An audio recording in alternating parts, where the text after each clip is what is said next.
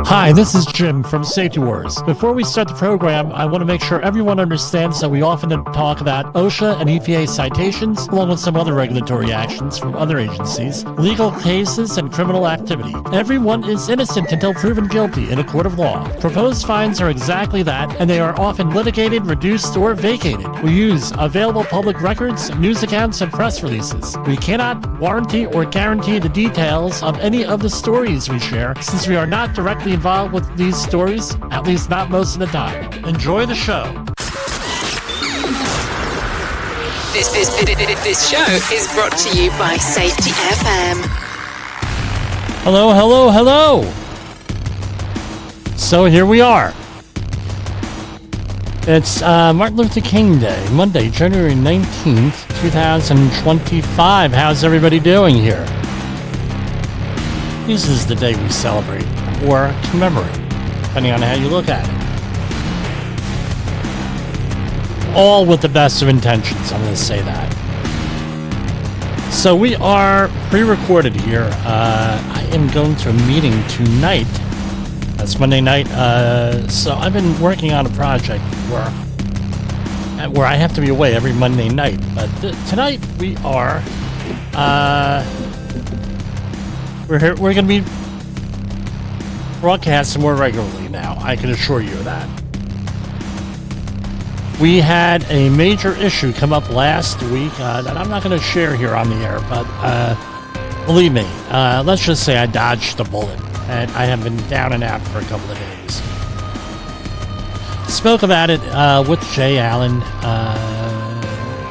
on Friday, I think it is. He was, shocked. But anyway, your thoughts and prayers are appreciated here. But anyway, we're having lighting issues here where I had to move to a different camera, and the camera's not working with the lights here. So we are dark, but we are visible. Anyway, a lot going on out there. So what are we going to talk about today? We're going to talk a little bit about the HHS and differing philosophies that are going on out there, NIOSH. We're also going to talk about some of the ongoing situation in Minnesota. A little bit of political content here, but nothing really that's should trigger anyone. Not like last time. And here we are. So with that, we're going to go with our regular intros and outros and all the other tros, along with some new music. We're going to stay tuned. We're going to be towards the end of the month coming out with another collection of music. Well, I don't know. Do you call them albums? Because I think of 78 RPM LPs. But I'm old. But not anymore. I'm feeling great, right? So here we go.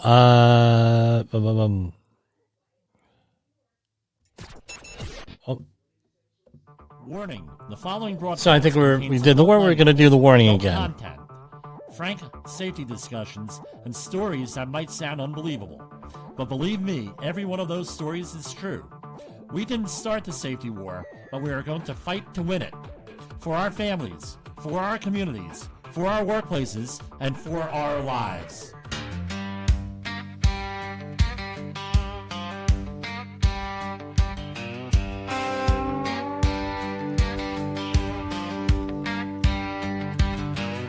Steel-toe boots by the job site gate, clipboard heavy with the weight of fate. Just sign it, don't slow us down. Don't make waves, don't shut it down. But I've seen the blood on the ground, I've read the names on the reports when they were passed around. A hard hat crack tells the truth, no lie. Somebody rushed, somebody waved it by. They call us overhead, call us a cost, but they never count what a life would have cost. Safety professionals, get off your knees. We weren't hired to beg, we were hired to lead. No more rubber stamps, no silent pleas. This job was built on accountability. Stand up straight, say what you see. Safety professionals, get off your knees.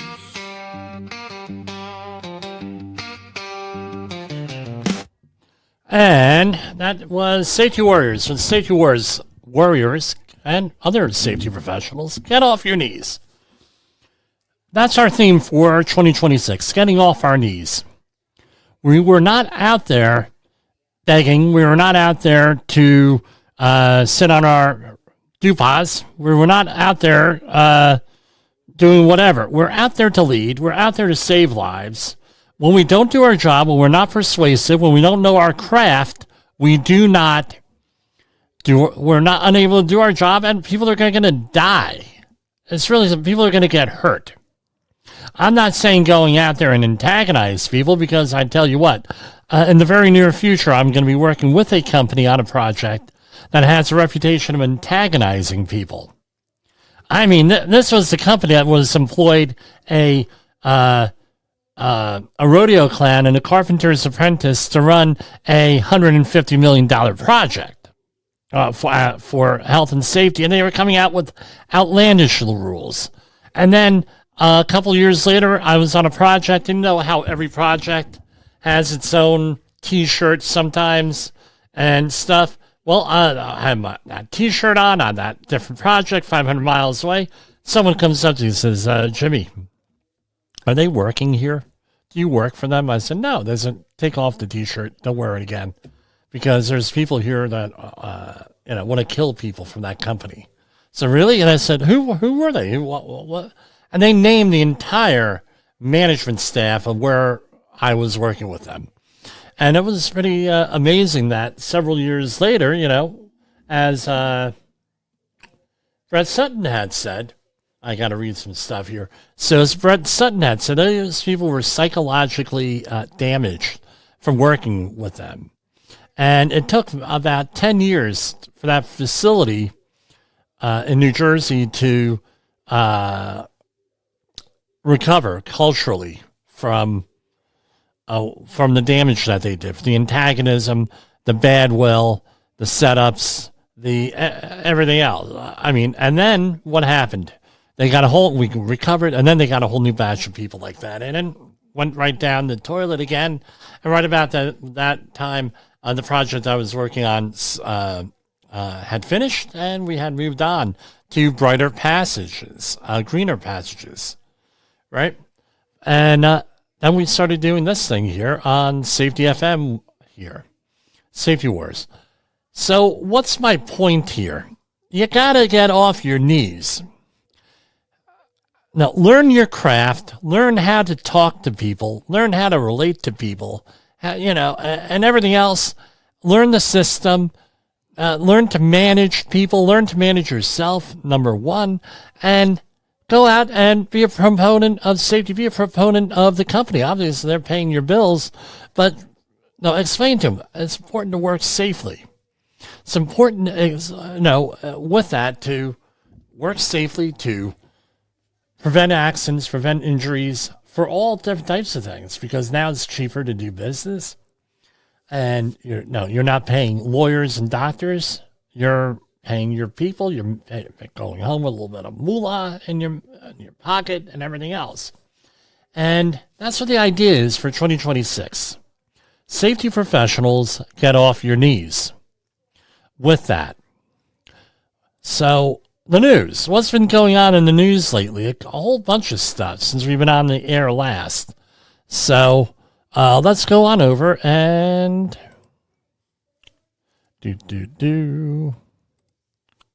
So this is what happened. You're going to love this one. I have to talk about what's going on here in Minneapolis. I'd be completely remiss. The whole country is coming apart, it seems, on a certain level here. And where is that story? All right, let me go and look that up. Hold on. There is New Hampshire Bishop. All right, so now here we have. You're going to love this one, right?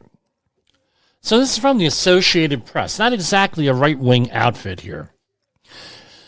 New Hampshire Bishop warns clergy to prepare for new era of martyrdom. And there's a picture that's from Associated Press. from over the weekend. A New Hampshire Episcopal bishop is attracting national attention after warning his clergy to finalize their wills and get their affairs in order to prepare for a new era of martyrdom. Bishop Rob Hirschfeld of the Episcopal Church of New Hampshire made his comments earlier this month at a vigil honoring Renee Good, who was fatally shot on January 7th behind the wheel of her vehicle by a U.S. Immigration and Customs Enforcement officer. So on one side, we have the Trump administration defending the ICE officer's actions, saying he fired in self-defense. You can look at the video yourself. I have my own opinions on it. While sitting in front of Good's vehicle as it began to move forward. That explanation has been panned by Minneapolis Mayor Jacob Free, Minnesota Governor Tim Walz, and others based on videos of the confrontation. Let me point out that both Department of Homeland Security and others and private individuals have released videos. It wasn't just, other people releasing videos. And they, the way this is written and framed, it could be interpreted that the Trump administration did not release videos or anything like that with this, right? But that's not the way it happened here.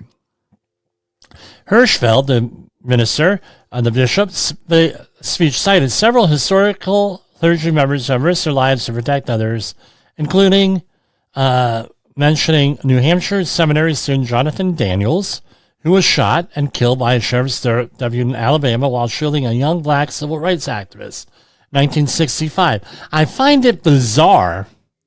I really do find it bizarre that they wouldn't mention the most, I don't want to say famous, but the most well-known civil rights leader that was that had violence done on him, who was assassinated. Who could that be? Who could that? I don't know who could that be? Huh? Can we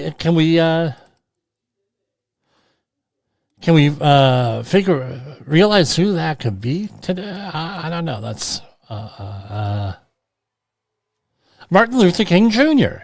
So I find it bizarre that someone would say this on the 2 days before we commemorate Martin Luther King's life and his work on today is Monday, January 19th, but they have a whole thing here about martyrs and Christian martyrs, and they don't mention the most well-known Christian martyr in United States history, which was Martin Luther King Jr.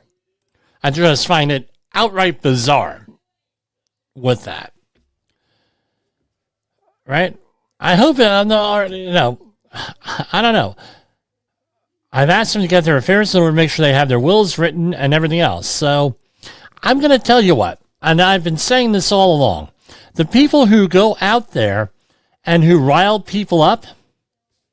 So, for example, somebody who, during the Good incident for Miss Good, who said, "Drive, baby, drive." She's not really facing any consequences here, at least not yet, for you saying that, egging someone on, or as we say up here, or instigating the incident, helping that.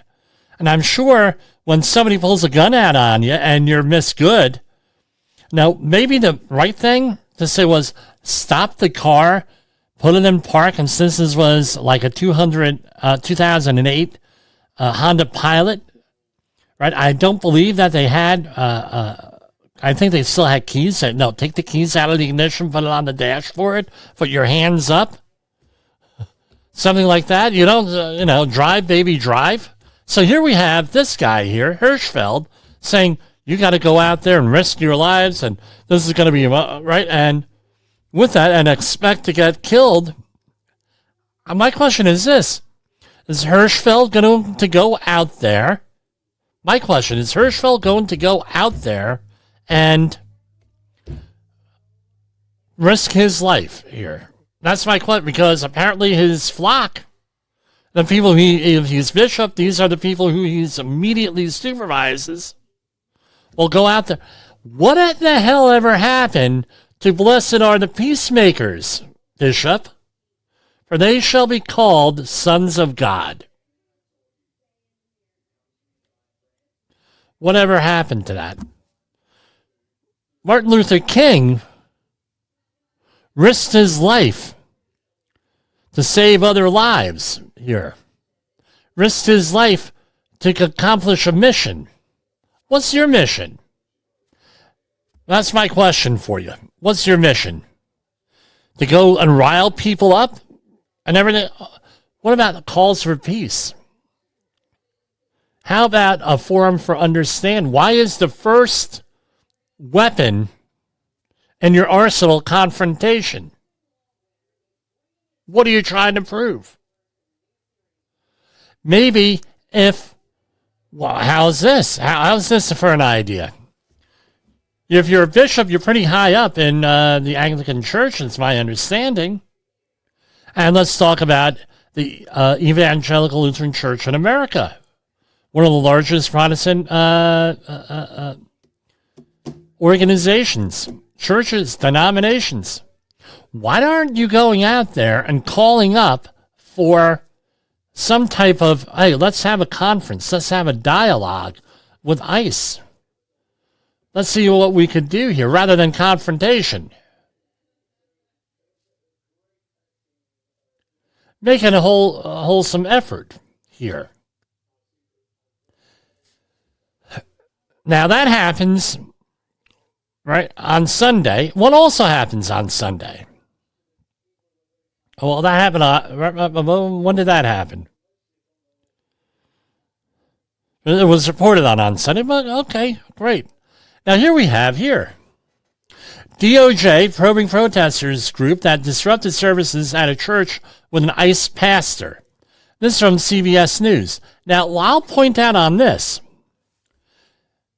As of this broadcast, that hasn't been proven whether there was a minister that had a broadcast, that had a ICE, a member of ICE or not, employed by ICE or not. That hasn't been proven one way or another.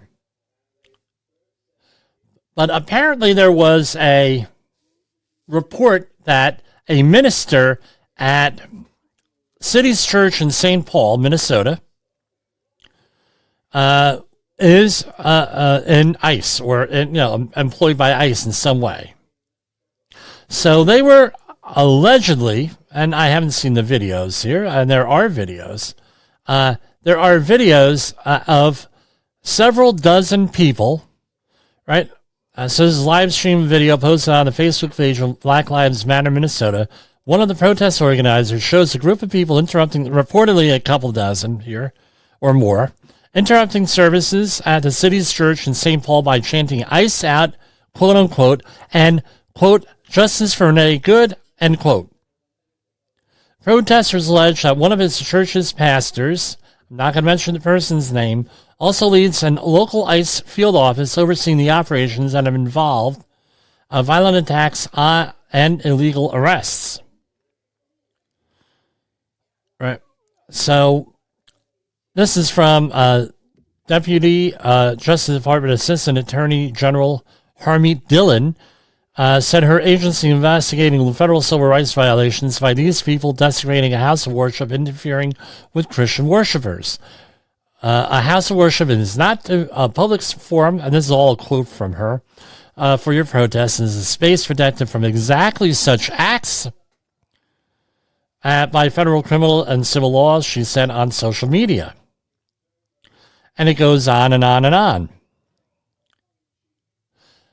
Nakima Levy-Armstrong, who participated in protests, leads the local grassroots civil rights organization Racial Justice Network, dismissed the potential DOJ investigation as a sham, a distraction from federal agents' actions in Minneapolis, St. Paul.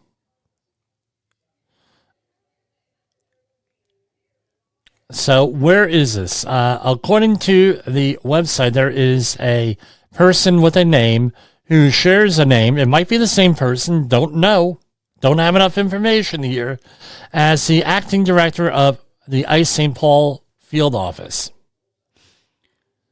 And nobody from the church is saying that, and boom.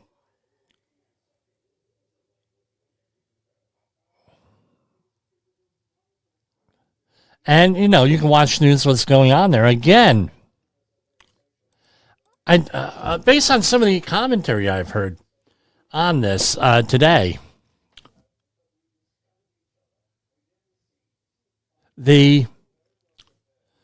when they passed the abortion access bills back during the Obama administration, where you had to, right, I believe they were called the FACE Act, right?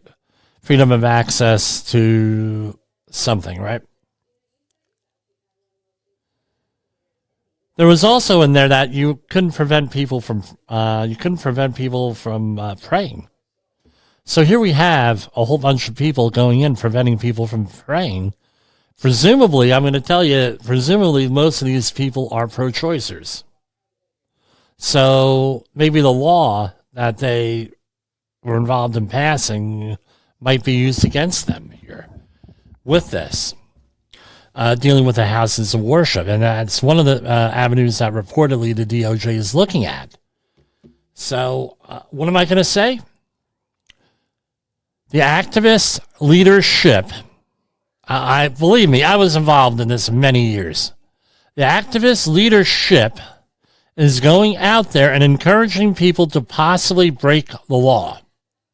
Is the activist leadership facing the same risks?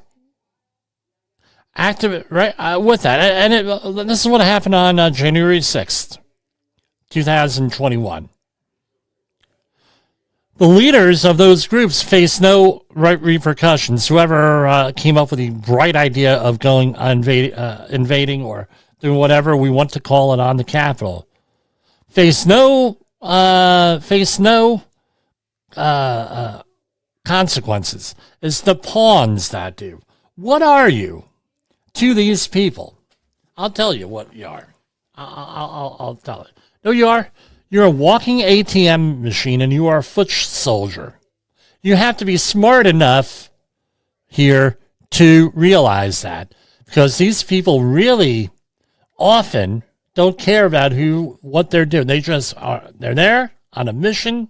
Some of them we feel is a mission from God or someone else, and we're going to go and we're going to get riled up and do things.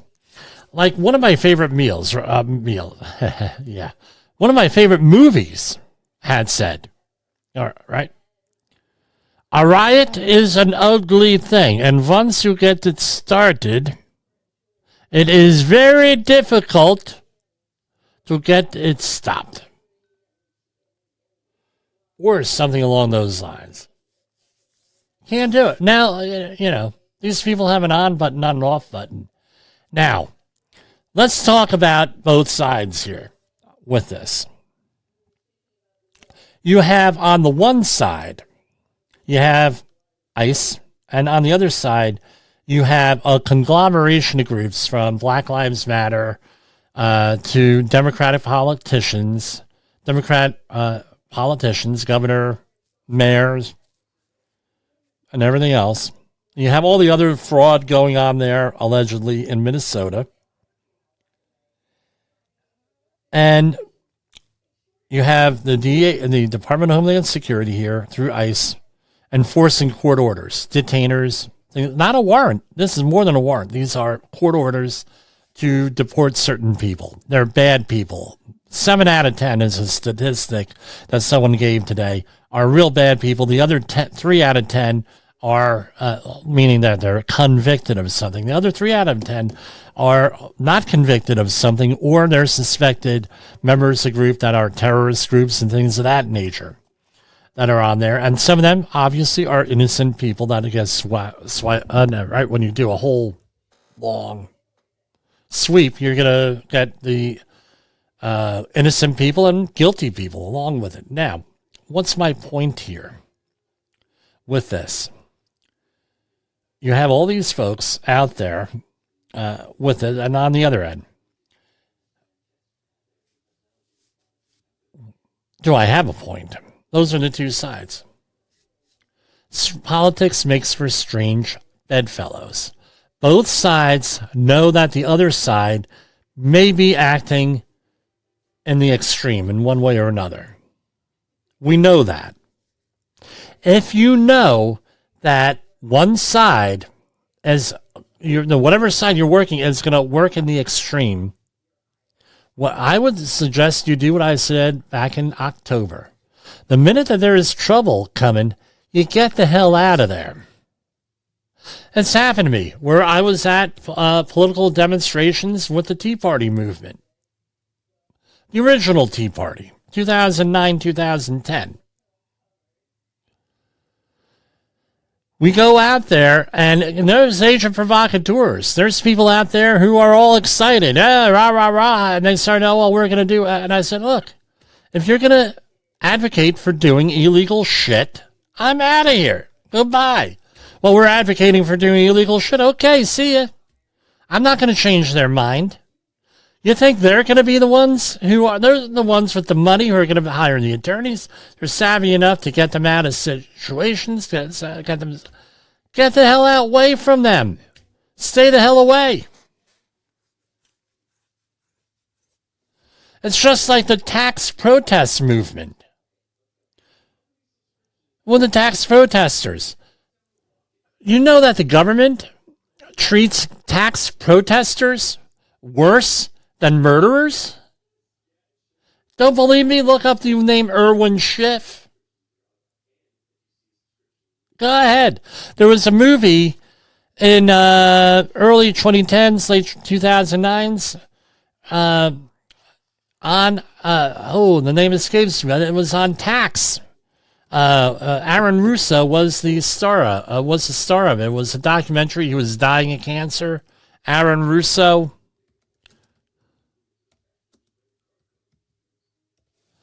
Yeah, here, let me look it up here. America, from freedom to fascism, on the income tax. All right. No, it's available if you're interested. It's on YouTube. Pointing out that some people were under were being convicted criminally for evading taxes, and they were tax protesters. And the jury let them off. But guess what? They were off on criminal stuff. They weren't off on the civil penalties. The IRS came back and convicted them on the, or DOJ, I should say, convicted them on the criminal penalties. Civil penalties. So all the idiots that were out there, and I knew a couple of them. I don't know them anymore. I don't know what happened to them. They're out there. Oh yeah, don't pay income tax because of this movie. It's like, what? Are you nuts? Oh, even Alex Jones won't even touch that one with a 10-foot pole. Got enough problems, he said. So that now they're going out there. A whole bunch of, we're not paying income tax, then what happens? Who fell into this trap? Wesley Snipes. The people who are telling him not to pay income taxes, yeah, they got off with a little tiny slap on the wrist kind of thing. He was in jail for years. The people who advocate for that kind of stuff don't pay your income tax. See how they live their life. No bank account, no retirement account, no Social Security, and if they are collecting, it's a small number, and everything else. No, but the leadership, they're not paying any fines. And guess what? If you have no assets, you think the IRS is going to go after you? No. That's why Jimmy Posel says to his accountant, laughs, if there's a question between me and the IRS, choose the IRS every time. Way it is. So this is like the same thing that, everyone's got to calm down. Everybody's got to go out there and get along. This is not a good path to long-term peace and prosperity. It's a recipe for disaster with that. Safety Wars is streaming now. safetyfm.com. Have you listened or watched the Safety War show? It does stream live on the radio and on the streamer-emers that we have. So if you have not taken a listen to Jim Posel and what the hell he's doing every evening with Safety Wars, I would strongly encourage you to take a view or take a listen, whichever option is available for you, and take a listen to what the hell he has going on. It will take some deep dives in some information that you might be interested in. Is your safety training old, stale, and hackneyed? Is your safety trainer still preaching a warped version of behavior-based safety? How about safety training that actually addresses your hazards in your workplaces and is not standardized baloney from 25 years ago? Contact the Safety Wars team at safetywars.com or call Jim Posel at 845-269-5772. Remember, if you're receiving this message, you are the solution to unsafe workplaces. From the front lines of the safety war, it's Safety Wars, with your host, Jim Posel on Safety FM. Get ready to face the harsh reality. OSHA recordables, catastrophic losses, environmental disasters. You want answers? So do I. This is Jim Posel with Safety Wars. That's my daddy! Low lights in the digging, contaminations on your suit, still holding what the side left behind. You look at me like you trust the process, like you're ready to cross that line. Slow it down, don't move too fast. We don't cross zones without a sign. Not too warm, step by step, I'm right here, stay inside the line. This isn't rush, this isn't heat. It's steady hands, knowing when not to be. Did I need you to come tonight before we leave this place behind? Need you to come tonight. Clean skin, clear control time. Don't wanna carry this past the gate. Don't wanna trace on you or me. I need you to come tonight. The way 1910 points on just as it should be. Yes, that's I Need You Decon Tonight by Safety Warrior. So, I don't know. I'm sorry I went off so long on that, but I'm not sorry. You know, this is really annoying. So, in case you're wondering, yes, I did have a medical situation come up last week, and it had me to go out there and consider some other points of view here. And you'd say, whoa, well, what do you mean, Jim? What do you mean? Okay, not important what the situation was, but let's talk about this. Here. So let's, there's a debate here, right? And it's two sides. So here's one. Yeah, let me get this here. Now, right, everyone's screaming and yelling and everything else carrying on about the food pyramid and some of the vaccinations, or we talked about the hepatitis B vaccination on this show. And this is what it comes down to. And I wrote this right. Right, real simple. In the ongoing debate between RFK's Health and Human Services, which is one philosophy, and traditional allopathic medicine that is promoted by the most other medical authorities. So this is discombobulated, I get it. But basically, you have two, right? You have a philosophy, RFK, and I'm going to call RFK, but it's not only him. It's not everybody in the wellness camp. And then you have the traditional allopathic medicine. Right, one prioritizes health risks upstream through the environment, right? So eliminating health risks. So you're going to mitigate things. What's the primary thing? Environment, nutrition, lifestyle. That's what it is. That's the RFK side.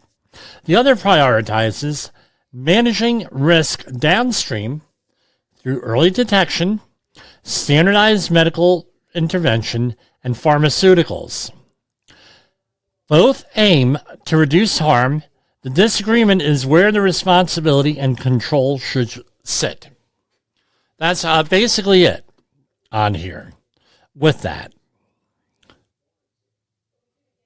Now, let's go to our next one with this. Make this a little bit easier. This is what we have, that current HHS policy under Robert F. Kennedy. We're going to eliminate hazards through clean environments, nutrition, and lifestyle. Medicine is still important, but it is the last line of defense. Success is fewer people needing treatment in the first place. You want to piss off your doctor? Yeah, I'll tell you how you're going to piss off your doctor. Let's say you're going in for a chronic health condition. Pick it. Doesn't matter. And you say, have you ever cured anybody with that situation?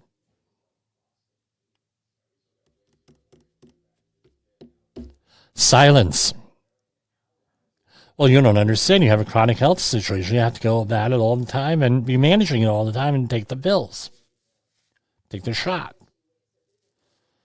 Right? And that's, you want to piss them off, say that.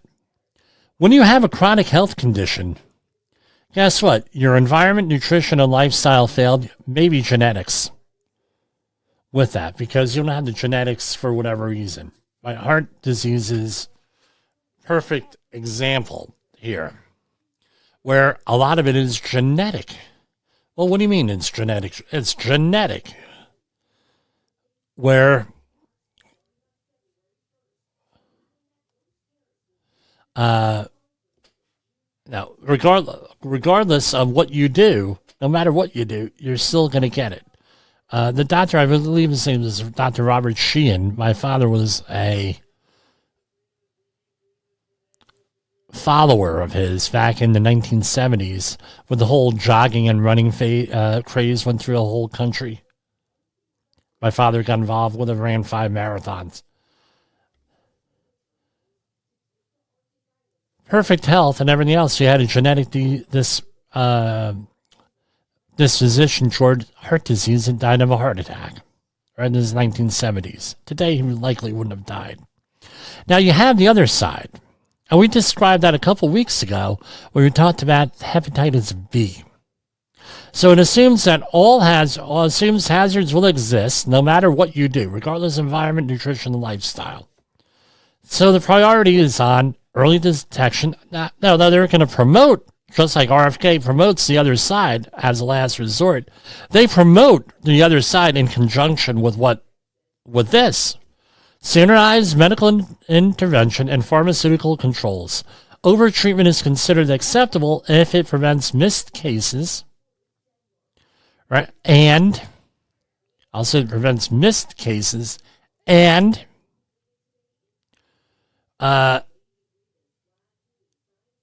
with that, not only missed, but high risk. So, for example, hepatitis B, if you're an immigrant population, if you're living in an unsanitary condition, and some other factors, chances are you're at higher risk for hepatitis B and other forms of hepatitis. So what they try to do is they encourage, and you could check with your own doctor on this. I'm not giving medical advice. I'm just stating as I know it what either side is. And I don't believe any other news show podcast is really doing that. Unless they're talking debates and then people argue. This is my genuine effort as a truth seeker here on both sides, how to describe them. So, no, the thing is, if people do not get the hepatitis B vaccination as a childhood, as a newborn, they're not going to get it, chances are, and there's going to be an increase for hepatitis B, and the government has had a policy since late 1980s, and the early 1990s to go and eradicate hepatitis B. That's why we have under the bloodborne pathogen standard, where if someone requests a hepatitis B vaccination, if it applies to them, then they get the shot. Now with RFK, what they're going to say is we're going to, and this is epitomized in the food pyramid, which is the opposite. Clean living and nutrition and lifestyle. And there we have it. Very little compromise between these.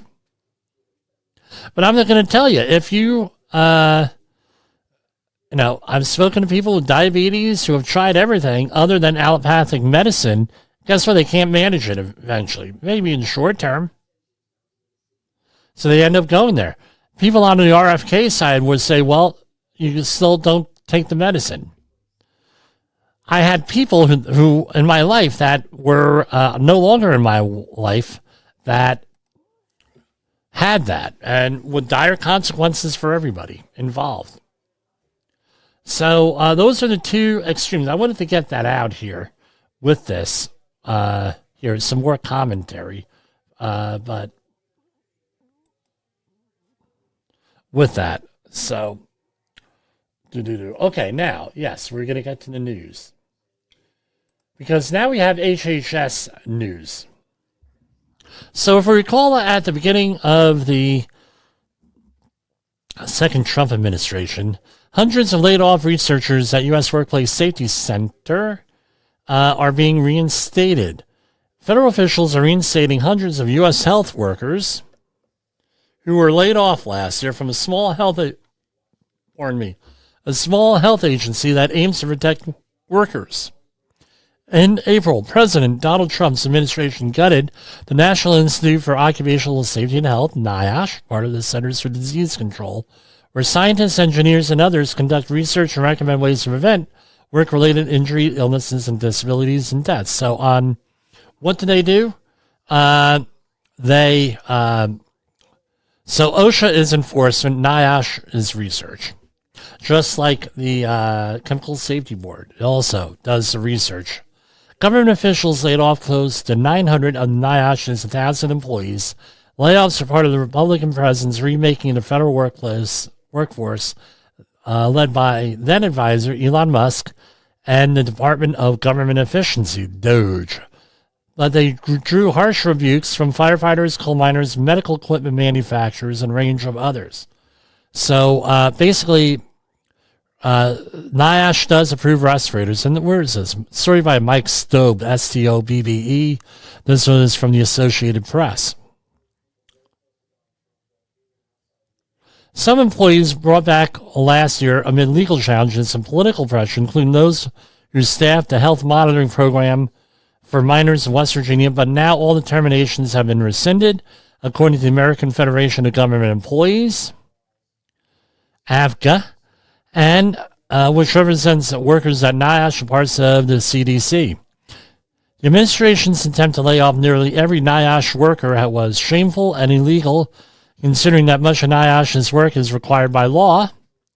The U.S., according to the President Everett Kelly, a U.S. Department of Health and Human Services spokesman on Wednesday confirmed that laid-off NIOSH employees were to be reinstated.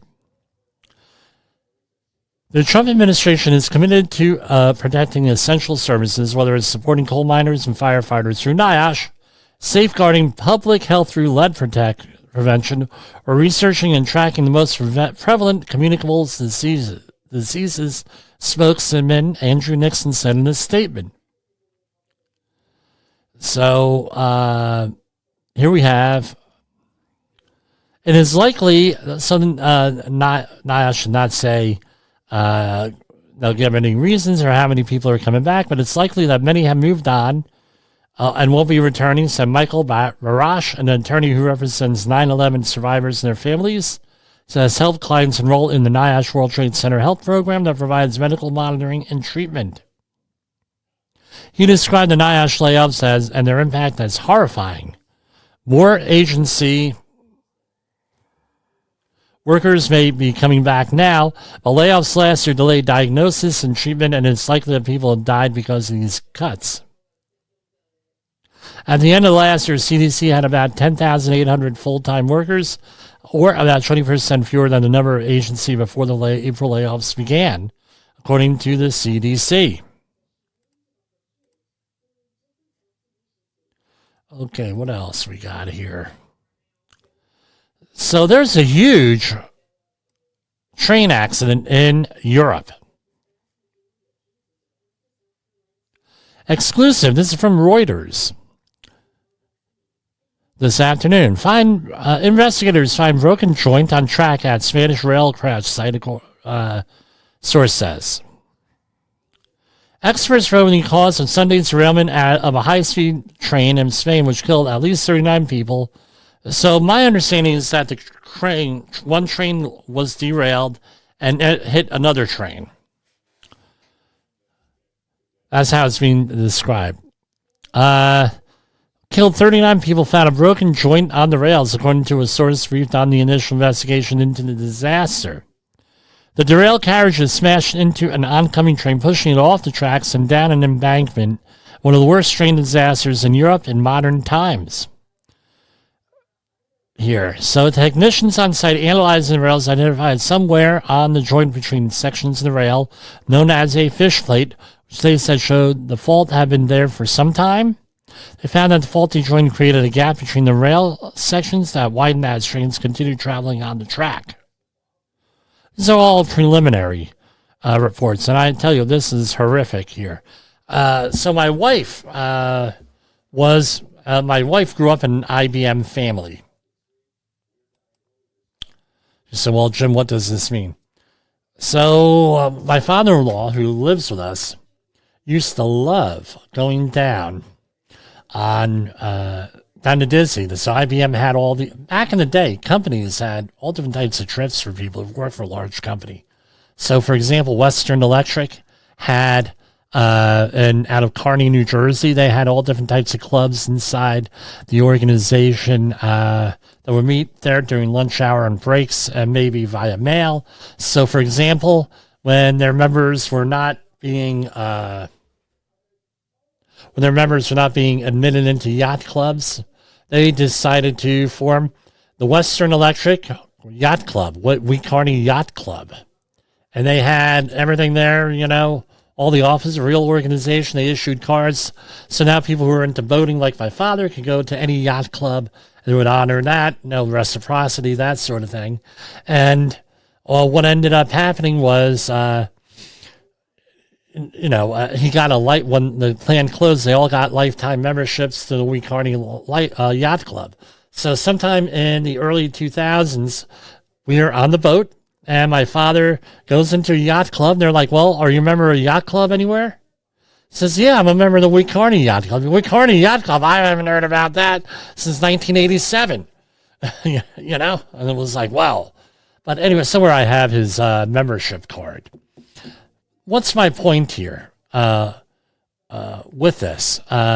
So they went on a train ride down to, the companies had those for, so anyway, they went on a train ride. My wife's company, my father-in-law's company, down to Disney. And son of a bitch, the train derailed. My wife said, I'm never getting on another train in my entire life. The Amtrak train derailed. And they have pictures. They evacuated the train, and my father-in-law took pictures of them beside the derailed train. And my wife and my brother-in-law were not very happy, we'll say the least. But anyway, train derailment. It was very mayhem and everything else. Then you have towards we had, of course, the anniversary, the East Palestine train derailment. It's coming up. We'll cover that, and I was reading up on that. Pretty interesting stuff. So we're going to finish this off. We got, about 8 minutes here. So this is the U.S. Department of Labor announces $23 million in funding opportunity to provide support and preventative services for homeless veterans. Let's talk about this. Yeah, I'm on a roll with controversy today. So we're going to be controversial. U.S. Department of Labor announces $23 million in funding opportunity to provide support and preventative services for homeless veterans.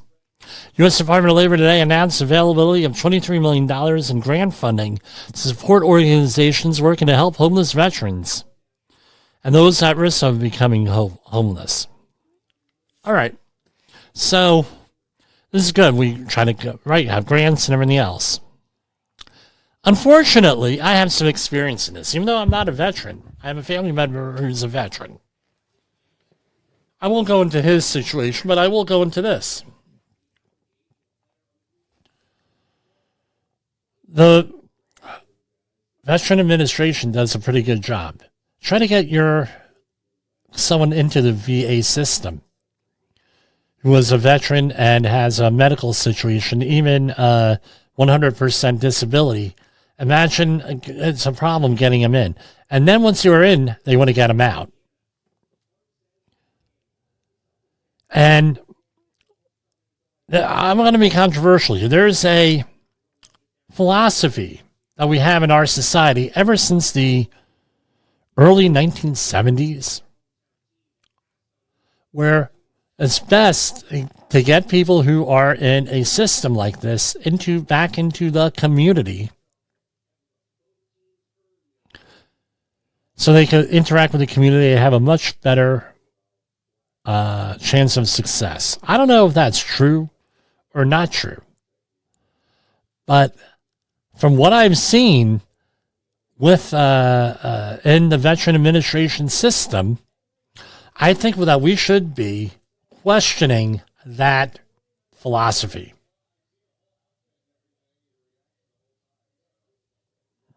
The reason why, right? So let's say that you're a veteran in the VA system. You have a situation, you're mentally ill, or you have a mental health issue, or you have other issues. The older veterans, dementia and everything else. We're going to now put you into facilities other than VA facilities, and there's an issue of cost because the veteran then has to pay for everything. We're going to put you in there, and guess what? That's good for you. You're going to be in there. You're going to have people watching over you and everything else. And then what happens? People are in the VA system, especially with mental health situations, because they can't manage the outside world. Often. Not all the time, but they cannot manage that for whatever reason. So you're going to put the person into the outside world and sink or swim? Is that what we're doing? And then what ends up happening? They end up not getting the help that they need. They end up on the street as homeless often. I'm not saying go back to the pre-Geraldo Rivera Peabody Award days, where people used to get beaten, people used to get abused in all different kinds of ways in these facilities. I'm not saying do that. And I mean private facilities as well as government facilities. How about treating people with dignity? And maybe that's what one of our themes is today. Treating people with dignity.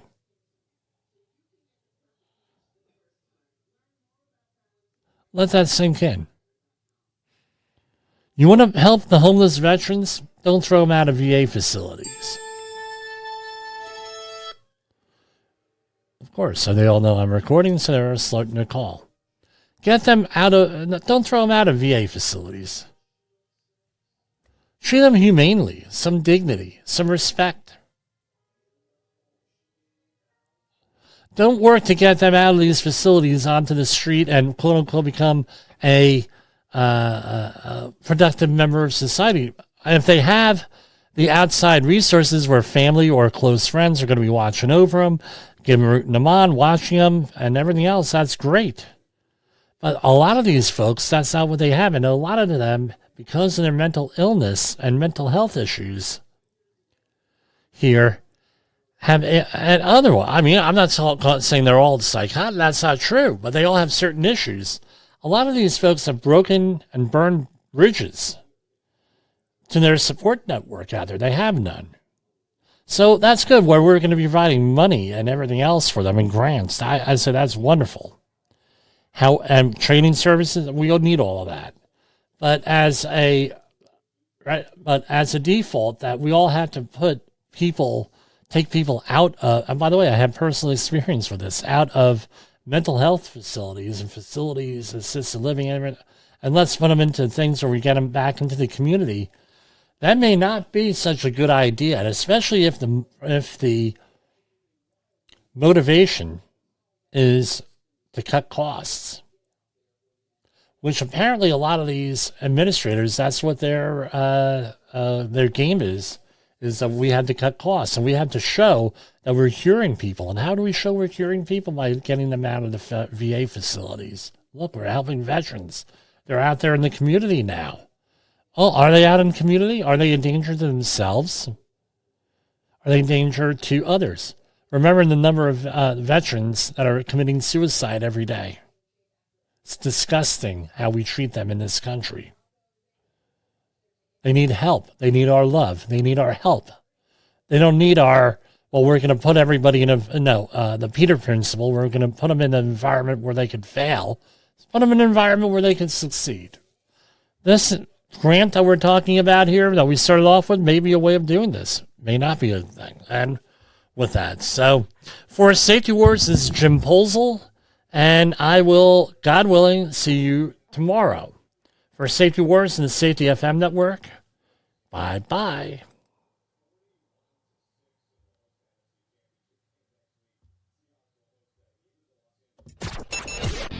The views and opinions expressed on this podcast are those of the host and its guest and do not necessarily reflect the official policy or position of the company. Examples of analysis discussed within this podcast are only examples. They should not be utilized in the real world as the only solution available, as they are based only on very limited and dated open source information. Assumptions made within this analysis are not reflective of the position of the company.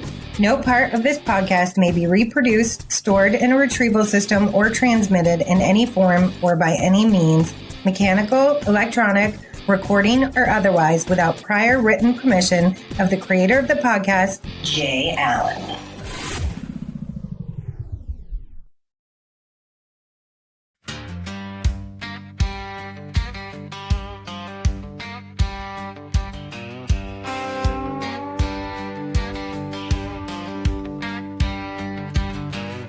Steel-toe boots by the job site gate, clipboard heavy with the weight of fate. Just sign it, don't slow us down. Don't make waves, don't shut it down.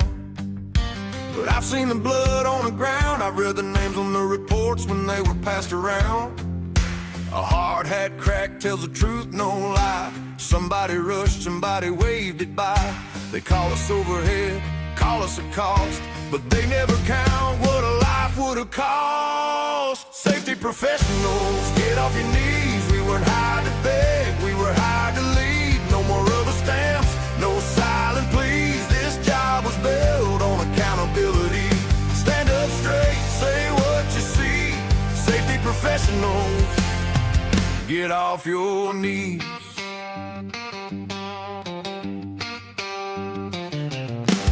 Morning brief in a half-lit shack with a rolling in, no turning back. Foreman says we'll figure it out. I say that plan's got holes, no doubt. I don't answer to shortcuts or production lies. I answer to families and closed casket cries. From most regulations to hard-earned scars, this ain't paperwork, it's who we are. We don't work for comfort, we work for the truth, and the truth don't bend for a deadline due. Well, safety professionals, get off your knees. We weren't hired to beg, we were hired to lead. No more rubber stamps, no silent pleas. This job was built on accountability. Stand up straight, say what you see. Safety professionals, get off your knees.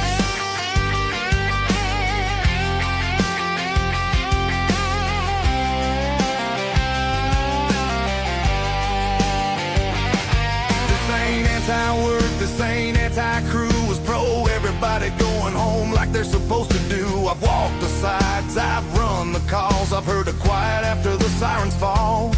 So if they say you're being difficult, I'll wear that badge like a hard-won belt. From the trailer park to the boardroom seat, same message echoes down every street. Compliance without courage is just theater play, but leadership means standing in the way. So cue the mic, turn the volume high. This is safety wars, no alibis. Safety professionals, get off your knees. We weren't hired to beg, we were hired to lead. No more rubber stamps, no silent pleas. This job was built on accountability. Stand up straight, say what you see. Safety professionals, get off your knees.